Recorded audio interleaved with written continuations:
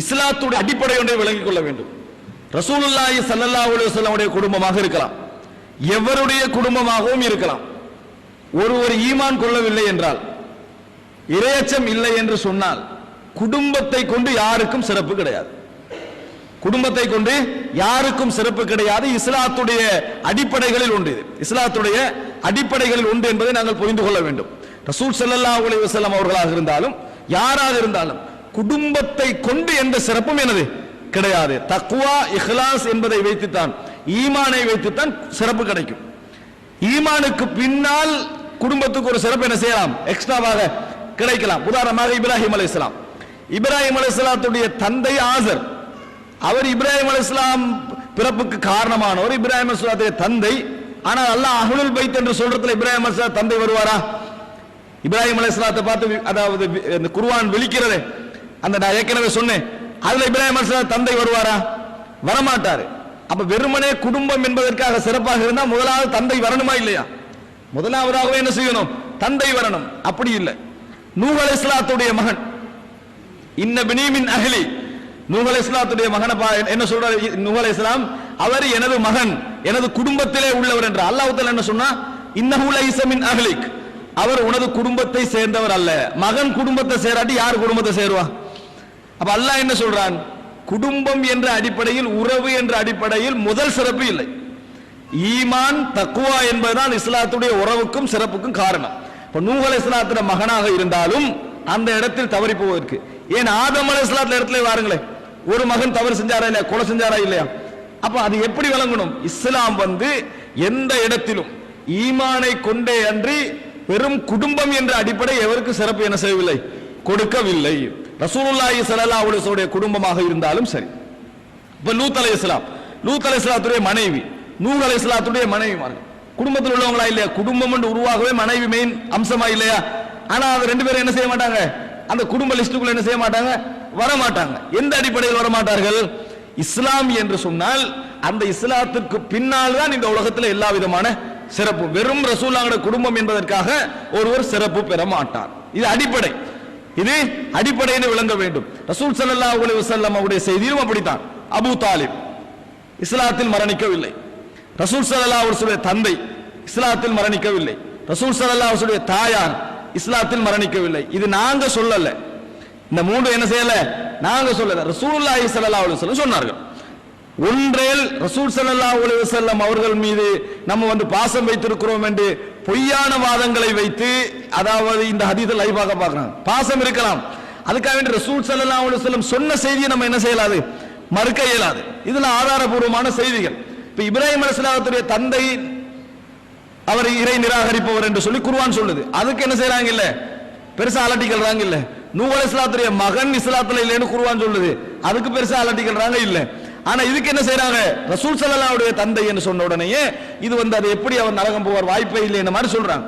நாங்களும் சொல்றோம், ரசூல் ஸல்லல்லாஹு அலைஹி வஸல்லம் தந்தை, எனது தந்தை சொர்க்கம் போவதை விட ரசூலுல்லாஹ்வுடைய தந்தை சொர்க்கம் போகணும் மட்டும் நாங்க என்ன செய்றோம், விரும்புகிறோம், ஆசை வைக்கிறோம். ஆனா ரசூல் ஸல்லல்லாஹு அலைஹி வஸல்லம் அவர்களே அவர் என்னது இறை நிராகரிப்புல மரணித்தார்னு நேரடியா சொல்றாங்க. நாங்க என்ன செய்யலாம், அதுக்கு இது நாங்க புரிந்து கொள்ள வேண்டிய ஒரு விஷயம். குடும்பம் என்பதனால் அல்லாஹ்விடத்தில் எந்த சிறப்பும் இல்லை, வெறும் குடும்பம் என்பதனால எந்த சிறப்பும் இல்லை. ஆனால் ரசூலுல்லாஹி ஸல்லல்லாஹு அலைஹி வஸல்லம் உடைய குடும்பத்திற்கு அந்த சிறப்பு எப்படி வருகிறது, அவர்கள் ஈமான் கொண்டார்கள். ஈமான் கொள்ளாத யாரும் ரசூலுல்லாஹ்வுடைய குடும்பம் அஹ்லுல் பைத் என்றதுக்குள்ள வர மாட்டாங்க. ரசூல் ஸல்லல்லாஹு அலைஹி வஸல்லம் அஹ்லுல் பைத் என்றதுக்குள்ள வர மாட்டாங்க. வெறும் குடும்பம் என்பதற்காக அதற்குள் வர மாட்டார்கள். அபூ லஹப் ரசூல் ஸல்லல்லாஹு அலைஹி வஸல்லம் அவருடைய குடும்பத்தில் உள்ளவரா இல்லையா? அவர் வருவாரா? எங்கட பெரியப்பாவை நம்ம முஸ்லீம் என்றுவோம், ரசூல் ஸல்லல்லாஹு அலைஹி வஸல்லம் பெரியப்பா காஃபிர் என்றோம். அபூ லஹப் குர்ஆனே சொல்லுது. அப்ப என்ன செய்யறது, அதுக்காக வேண்டி உங்களோட பெரியப்பா மட்டும் முஸ்லிம், ரசூலுல்லாஹ்வோட பெரியப்பா மட்டும் நீங்க காஃபிர் என்று சொல்லலாமான்னு கேட்க இயலாது. ஏன், குர்ஆன் சொல்லிட்டு, குர்ஆன் அவரை குஃப்ர்ல உள்ளவர் என்று சொல்லிவிட்டது. அதனால ரசூல் ஸல்லல்லாஹு அலைஹி வஸல்லம் உடைய குடும்பத்தினர் என்பதற்காக சிறப்பு அல்ல, ஈமான் கொண்டார்கள் என்பதற்காகத்தான் அந்த சிறப்பு. ஈமான் கொண்டார்கள். ஈமான் கொண்ட பின்னால் அவர்கள் நபியோடைய குடும்பமாகவும் இருந்தாங்களே, அதனால் அந்த சிறப்பு டபுள் மடங்காகிறது. ரசூல் ஸல்லல்லாஹு அலைஹி வஸல்லம் குடும்பம் என்பது ஏனைய குடும்பத்தினரை விட ஒருபடி மேலாக அவர்கள் இருப்பார்கள் என்பதற்கு நான் மார்க்க ரீதியான சில காரணங்கள் உங்களுக்கு பின்னால் சொல்லுகிறேன். அதான் காரணம். எனவே சிறப்பு ஈமானால் தான் அவர்களுக்கு என்ன செய்கிறது, அதிகரிக்கிறது என்பதை நாங்கள் புரிந்து கொள்ள வேண்டும். இது இரண்டாவது அடிப்படை. அதை நீங்கள் புரிந்து கொள்ள வேண்டும் என்ன பாருங்க, குர்ஆன்ல சூரத்துல் முஃமினூன்ல 101வது வசனத்தில் அல்லாஹ் தஆலா சொல்லுகிறான், ஃபஇதா நுஃபிக ஃபிஸ்ஸூர், சூர் ஊதப்பட்டு விட்டால் ஃபலா அன்சாப பைனஹும் வலா யதசாஅலூன், அவர்களுக்கு மத்தியில் எந்த விதமான பரம்பரையும் கிடையாது, அவர்கள் ஒருவருக்கொருவர் விசாரித்துக் கொள்ளவும் மாட்டார்கள். மறுமை நாள்ல அன்சாப் நசப் என்ன செஞ்சிடும், இல்லாமல் போய்விடும். சந்ததி அந்த தொடர்பே என்னது, யாரும் ஒருவருக்கொருவர் விசாரித்துக் கொள்ள மாட்டார்கள் அல்லாஹ் தஆலா சொல்றான். அதே போல ரசூல் ஸல்லல்லாஹு அலைஹி வஸல்லம் சொன்னதாக முஸ்லிம்ல 2699வது இலக்கத்தில் வருது, மன் பத்தா பிஹி அமலுஹு லம் யுஸ்ரி பிஹி நஸபுஹு, எவர் அமலால் பிந்தி விடுகிறாரோ அவரது பரம்பரை அவரை முந்த செய்யாது.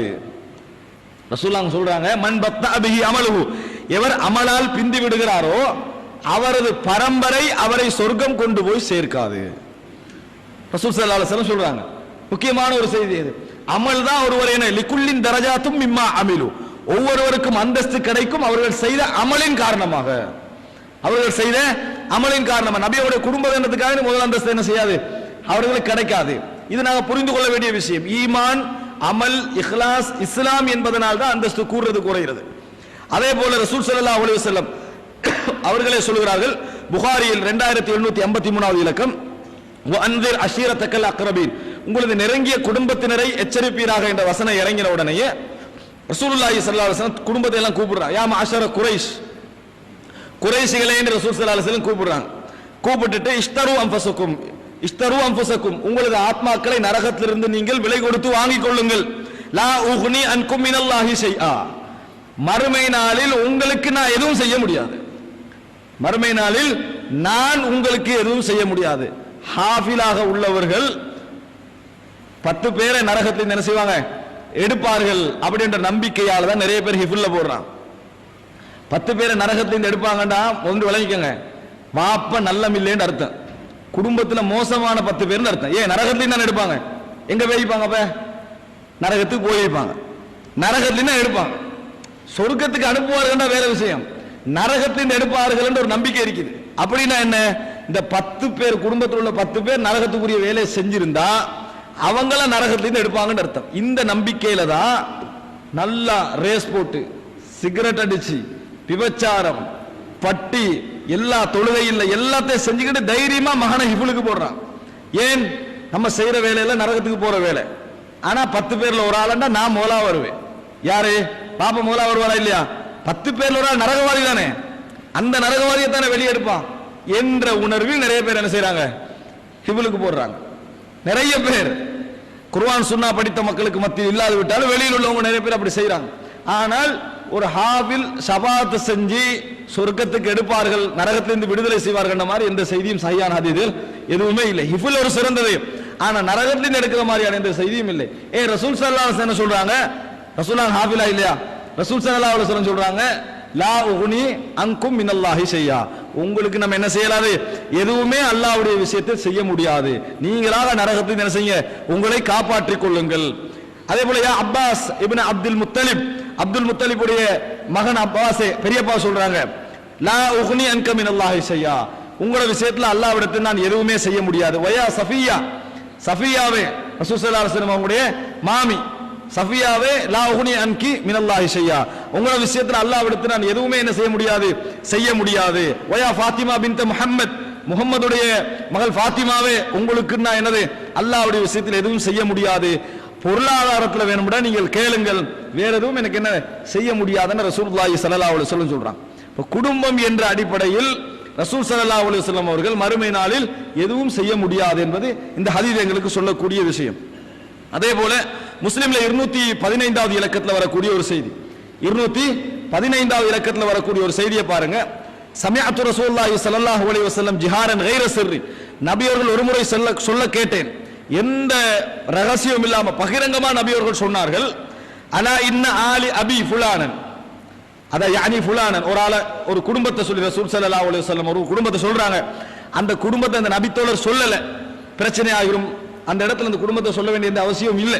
அதனால பேரை சொல்லாம ஒரு குறிப்பிட்ட குடும்பத்தை நபி அவர்கள் சொல்லி சொன்னார்கள். அவர்கள் சொல்லுகிறார்கள், நான் அவர்களது குடும்பத்தினர், அவர்கள் எனது குடும்பத்தினர் என்று சொல்கிறார்கள். லைசூ லீ பி அவுலியா, அவர்கள் எனக்கு மிகவும் எனது அருகதையானவர்கள் அல்ல. அதாவது எனக்கு மிகவும் தகுதி படைத்தவர்கள் அல்ல. அந்த உரிமை கொண்டாடுவதற்கு குடும்பம் என்ற அடிப்படையில் அவர்களுக்கு எந்த உரிமையும் இல்லை. இன்னமா வலி, எனது நேசர்கள் எல்லாம் அல்லாஹ் வசாலிஹுல் முஃமினீன், அல்லாஹும் முஃமின்களில் நல்ல முஃமின்களும் என்று ரசூல் ஸல்லல்லாஹு அலைஹி வஸல்லம் சொல்றாங்க. அந்த ரசூலுல்லாஹ்ங்கற விஷயத்தை உரிமை படைத்தவர்கள் யார் தெரியுமா? குடும்பத்தினர்கள் அல்ல, உண்மையான முஃமின் என்கிறார்கள். அப்ப ரசூல் ஸல்லல்லாஹு அலைஹி வஸல்லம் குடும்பத்தினர்கள் முஃமின்களாக இருந்து குடும்பத்தினராக இருந்தால் தான் அவர்களுக்கு சிறப்பு. வெறும் குடும்பத்தினராக இருப்பது அவர்களுக்கு என்னது ஒரு சிறப்பு இல்லை என்பதை நாங்கள் ஒருபடி மேலாக என்ன செய்ய வேண்டும், புரிந்து கொள்ள வேண்டும்.